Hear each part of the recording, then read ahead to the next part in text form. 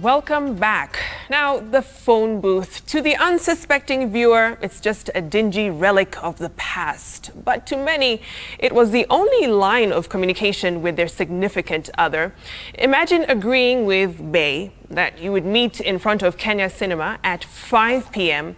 and the only form of confirmation was a conversation from a phone booth much like that one. And for whatever reason, be it cold feet or an emergency, Bay doesn't show up. Well, we can almost predict what happens next. But let's fast forward to modern day, where social media has turned the way we communicate upside down. Yeah, technology has enabled us to connect with people thousands of miles away in a heartbeat and give minute-by-minute updates on our movement. But it also brought on the age of sliding into the DMs instead of approaching a potential suitor face-to-face, or ghosting, which is basically someone who decides they don't want to have a relationship anymore but doesn't want to do it in person. So tonight I have two couples from two different generations to talk about relationships and the impact of social media. To my far left, CITAM Deputy Bishop Ken Kimiwe and his wife, Joy Kimiwe. Thank you so much for coming in. And to my far right, Alvin Lee Anyumba and his lovely wife, Nessie Lee. Thank you so much for coming in. I think we should begin with the past. I mean, we're in the present, Bishop. I'm not saying that we're going back. But what was it like courting and dating in your day? It was interesting. It was lovely. I mean, that is all we had then. Yeah. I would say that, well, looking at it, how it is now, yeah, and then, you needed to engage with somebody, you know, mundo ho mundo, you know, life to life. Eh? And it was an experience where you pursued somebody, you organized where you would meet and how you would be able to meet in person. And once in a while, of course, we would go to those telephone booths and agree where to meet and how to meet. And so it was more of a personalized kind of approach to dating, yeah, and to getting to know the person, you know, live. You know, here they are and here you are. And with time, as you interface with one another, you're able to build up a relationship that most likely could end up into a marriage. Right. And for you, Mom Joy, in terms of being approached, for instance, by Bishop back in the day, what was that like? Because you're not looking at sending a friend request on Facebook. You're doing this in person. So what was your experience like? Felt nice to be chased around and, you know, person to person, as he puts it. Yeah. And I want to just bring in this for us, when we then would miss one another, and maybe I didn't show up or he didn't show up, at least we had a place we could meet church. That's where we'd meet. So, you know, if he didn't come, then we will meet at that spot where we usually meet at church. So days could go by where you had made an arrangement, it didn't work out, so you had to wait till church to figure out what happened. Exactly. Yes, and it may not be that week. He may have gone on a mission. So it could take a month. Yeah. My goodness. Thinking. I can see Nessie's face wondering, how does that even happen?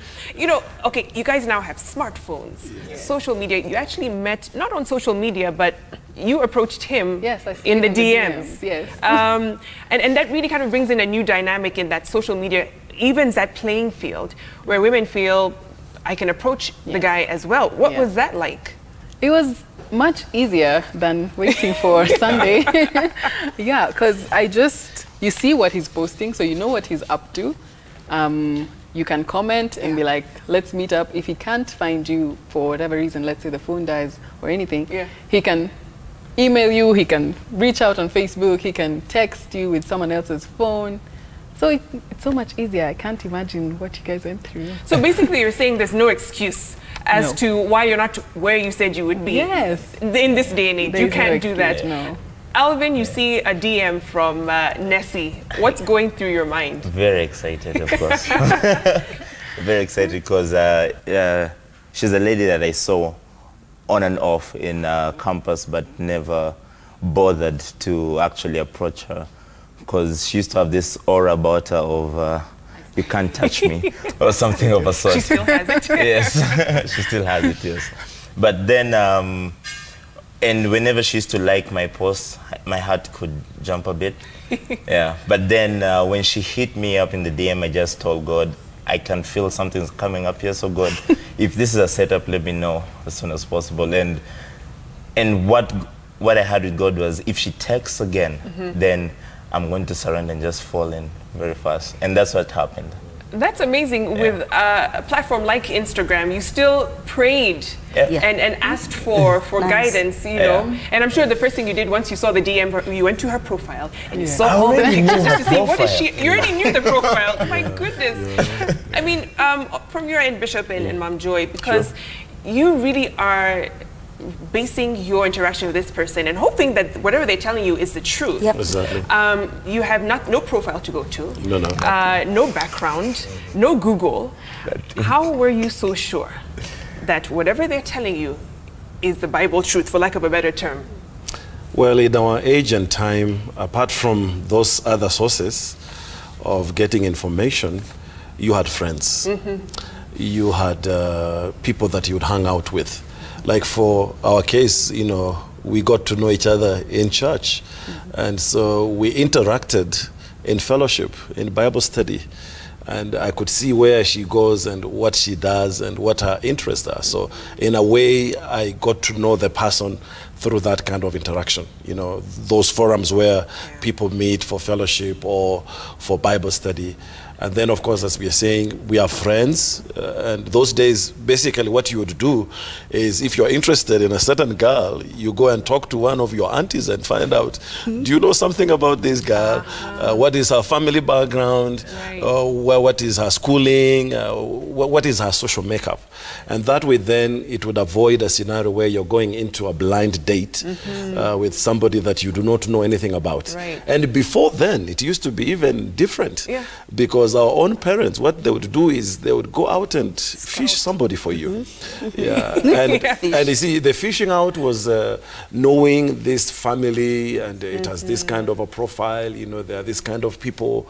And of course, they would try to stop you from getting exposed to people probably who don't have very good background. Maybe they have a certain trait in their family or a certain sickness that they wouldn't like to be part of your heritage, as it were.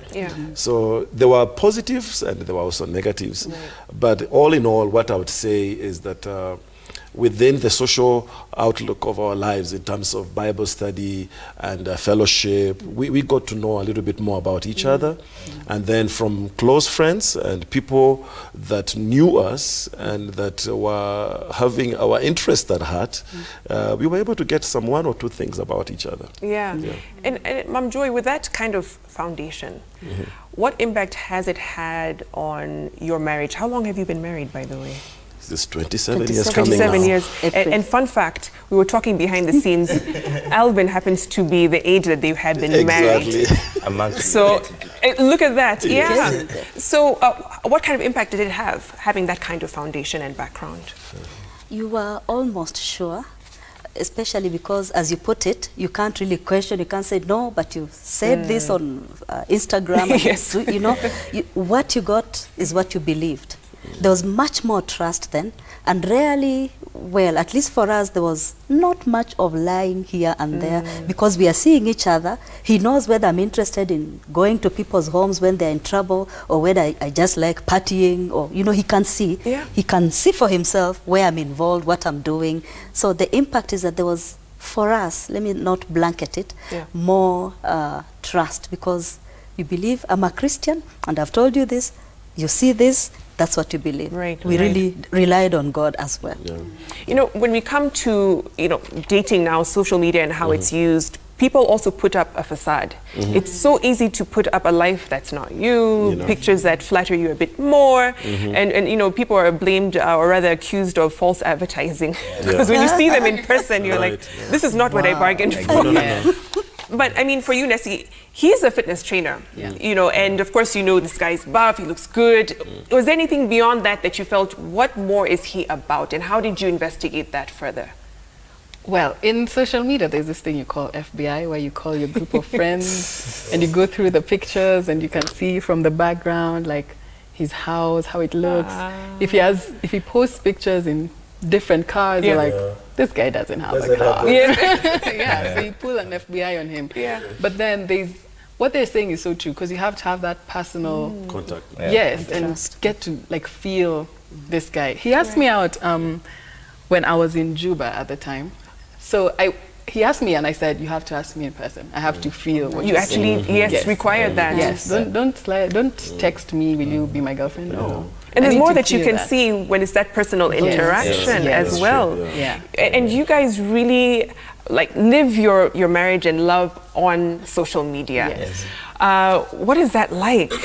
Do you, because people would say you're opening up the door for really anyone to say anything about you. Yeah. And I'm sure you've gotten criticism at times and people trolling and saying all manner of things. How do you manage that? I think we just rely on God.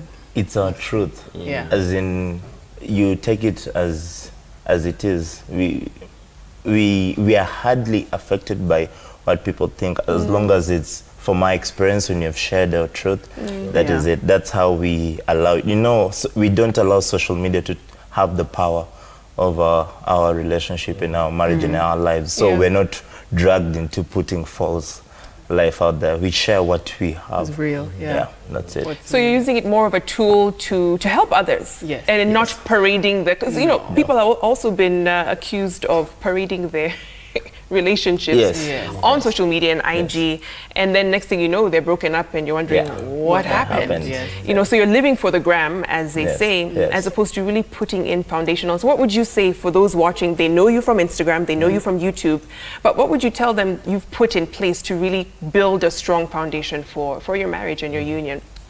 Number one is God. We're Yeah. unapologetic about our relationship with God. That's number one. Yeah. The second thing is we feel like this is our calling to, I wouldn't say influence, but to inspire people to believe in marriage, because we're in a place where they're, I don't need no man, I don't want no man. Right. It's, Social media. Yeah, that's exactly. the thing. So we're trying to rewrite that story Yeah. and Yeah. giving people the perspective of why you should get married. Do you understand what you're doing, getting married or being in a relationship and stuff Yes. like that? So we're using it as an inspirational platform Yeah. for the glory of God. Yeah. Wow. Yes. Amazing. Yeah. And Bishop and Mom Joy, I think they're so happy hearing that. Oh, yeah. I'm curious, on your part, how has social media, if at all, impacted your relationship and just how you carry out your marriage? I think the downside of it is people tend to be too preoccupied with these gadgets. True. Even things which I can sit down with my wife and talk about. I send her a text. She's there in the kitchen probably doing something, but I'm still sending her a text. Yeah. I think that's where it becomes a little bit too detaching. Yes, And yes. things that people need to talk face to face, understand each other, are being supplemented through the social media.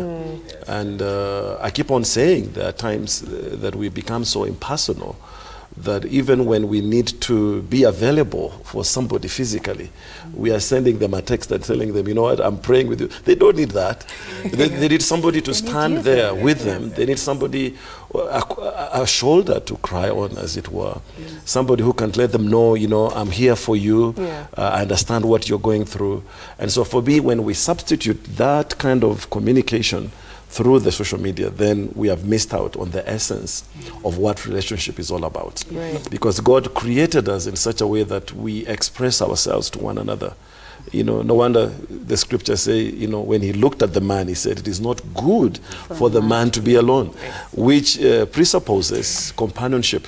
Somebody that you can share with, somebody who can believe in you, somebody that you can walk with through in life, somebody who can be there for you. And so for me, the downside of it is when everybody is too busy here that they don't have time to interface with one another. It's interesting because it was created to connect us. Yes. And I was reading a study that talked about you'll find more people are gravitating to public spaces and using their devices there, but they're here, not there. Yeah. And a lot of times you'll even see couples on a date and they're both on their phones and you're see? wondering, What is the date about? what's the date about? Yeah. It's on Instagram, Yes.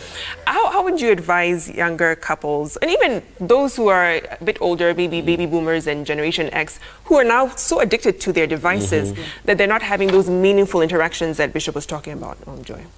We actually see it quite a bit. Yeah. And you realize then the relationship becomes superficial. It's really not real. I'm talking to you, but I'm busy talking to someone else at the same time. So I have divided attention. I'm looking at what is in front of me versus you in front of me, and then I'm not really being real. I'm not being real. I don't intend not to be real, but I'm not being real. And I would maybe just say that if you must go on a date, put your gadgets away for once. Yeah. Talk to one another. The ones who are shy, who may not be able to talk face to face, then now find their strength in the gadget. As you look at the gadget, then you're not looking at the person and asking them questions that would be pertinent, questions that would inform your next step. You're busy even looking at their flashy photos and they're saying, oh, we were here and we were there. And you're not talking about real life. Situation. Yeah. And speaking of real life, Nessie and Alvin, from what you've observed among your peers, with social media now in play, do you find most are choosing just to use that to approach someone as opposed to doing it in person, or is it hasn't really impacted how people interact, and especially when it comes to courting and pursuing someone? It has. A little bit, yeah. A little bit, yeah. little bit. Oh, you have a different Social media has made it so much easier. It has made it so much easier. Like men have become shy. Women are bold behind the phone. Yeah. Or if it's writing letters like we used to do in high school. Yeah. Because we have experiences whereby on the phone they're so bold and everything, one-on-one, there's nothing to say. That's interesting. What happened? What Then you have happened to the this texting? awkward. Yes. I think why we keep texting is because we don't know how to deal with that awkward moment where you're like, okay, I've asked this question, they've answered. Now Yes, what? now what? Yeah. And actually, you have to be like an expert conversationalist, which I think your generation mastered. Yes, it's true. I'm telling you, because how did you do that? You're on a date and you have to fill that space and time Yes. with conversation and not just small talk. You're getting to know each other. Yeah. How did you do that? Before we go to that, can I just Yes, interject please, and if you wanted say to, yeah. that you become shy and you are using this gadget, but then there's no sacrifice. I will not come from Kangemi walking to town because I don't have bus fare to meet you. Yeah. I will text you. I will even borrow a phone and text you if possible. So that aspect of sacrifice, which now leads into marriage, because I believe you now know that marriage is a lot of sacrifice, you know. Yeah, that aspect is not there because I can just, you know, I don't have to dress up and look whatever. I can just be doing my thing. Maybe I didn't wash my clothes. So they're all dirty. So I can just text instead of washing, ironing, and there's some sacrifice and some work to it. You're working towards this relationship. You're feeling the pinch of being in this relationship. Which brings in the sensory aspect of our relationship. You know, the five different senses. approaches and how communication goes on. You want to smell him and smell her. You want to see, because there are things that you see that you cannot hear. Others you hear, you cannot be able to see. And so all these are methods, you know, the touch, like she said. The good thing about that physical approach to engagement is that you are able to see the real thing in real time. And you can then make your judgment out of that. I hear what the young people are going through, and again, it's because of the world they are in. I was just talking with them earlier on, and we were saying methods change, but principles remain the same. And I vibrate with them on the same level. When they say that, you know, God, you know, for me, it's also God that really was the foundation and the driving point on whom I marry and whom I don't get married to.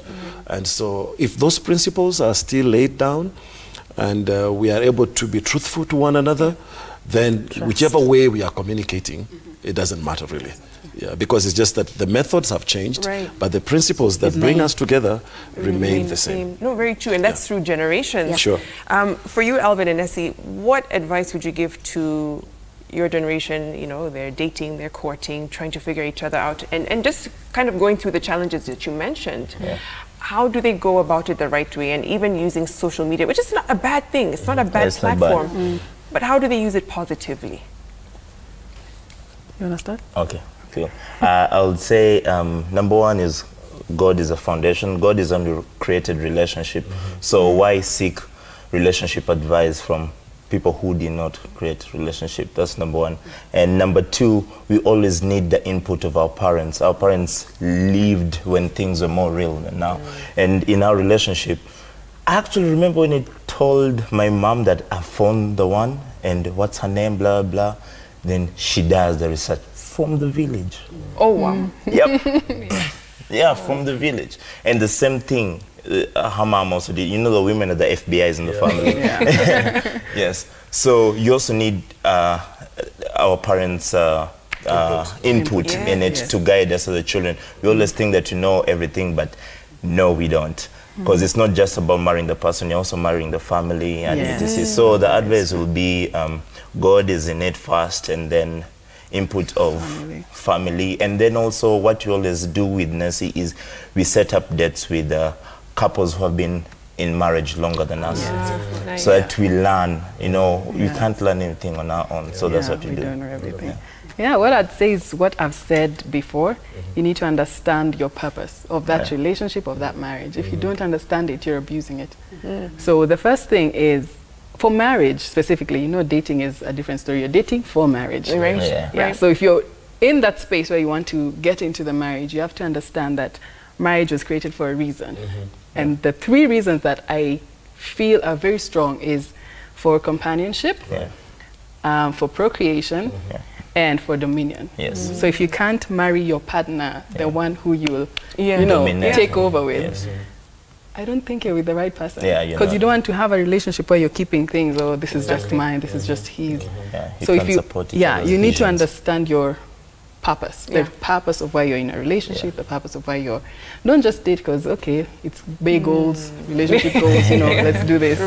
If you don't have a vision for it, you're in trouble. Such a refreshing perspective. And I'll close with Bishop and Mom Joy, just on your thoughts on relationships and social media and how those two can be used, like they were saying, for purpose, for a sense of purpose. Well, I'll begin by saying, you know, we are living in a fast world now. It is not like what it was then. And so these gadgets and the social media have made life easier in terms of communication, in terms of getting to know what is happening. Like now, I don't have to wait until my wife comes in the evening for us to catch up on something that we need to do. So that has helped bridge the gaps in terms of the lapses in communication. It has also helped in a way of being able to manage even communication, because when you are not able to remember what you had in mind, you can have it there in a way that you can always give reference to it. And then there is the pictorial aspect where you can bring in the big picture, or should I call it the 3D aspect of the relationship. And so there is that positive aspect. But also the downside of it, for every good thing, I was telling them earlier, there's always a negative thing. When it is overdone, when it is underutilized or abused. And what has happened, which again should be another thing that we can give reference to, is many marriages have been broken because of social media. You know, the negative things that happen in there and things that have brought a lot of, you know, coldness and you know, lack of trust in the marriage is because of social media. And so those are things that we need to be very cautious about and make sure that we remove them from our relationship. But let's take advantage of the ability to have accessibility and to communicate, you know, in real time at any given time. But also on the other hand, we need to be very cautious that these are the same gadgets that the enemy can use to bring down our marriages. Wow. Mom Joy, I'll finish with you. Final word. Just to say that for us, it was radical. For example, I never talked about a boyfriend. I was telling God, it's either somebody who is going to be my husband or, you know, so when we are in this, it is about the future. It's not about trying here, trying there. I saw somewhere where I was reading about online dating where they say you can sample different, and I'm thinking that is just double dealing. You know, it has been baptized, you know, to something else. Yes, Yeah. but just the same way on social media you're looking for certain qualities. We also had qualities. We may be old school, but you're saying, I'm looking for a godly man, I'm looking for somebody in this profession, I'm looking for this, even the physique, you know. So the principles indeed remain the same. As he says, there's the downside and there is the pro. We have pros and cons. But we can use this to the glory of God. You can communicate better, you can get one another better, but we need to mix the two. So that after texting, can we then meet, put our phones aside and talk real time. Yeah, that's what I would say. Yeah. Amazing. Thank you so much, Alvin, Nessie, Bishop, and Mom Joy for your time. And it's amazing. 2 different generations, but you come and meet at the middle when it comes to principles, which I think is a take-home for all of us tonight. Thank you so much for watching. Have a wonderful evening. Let's do this again next week.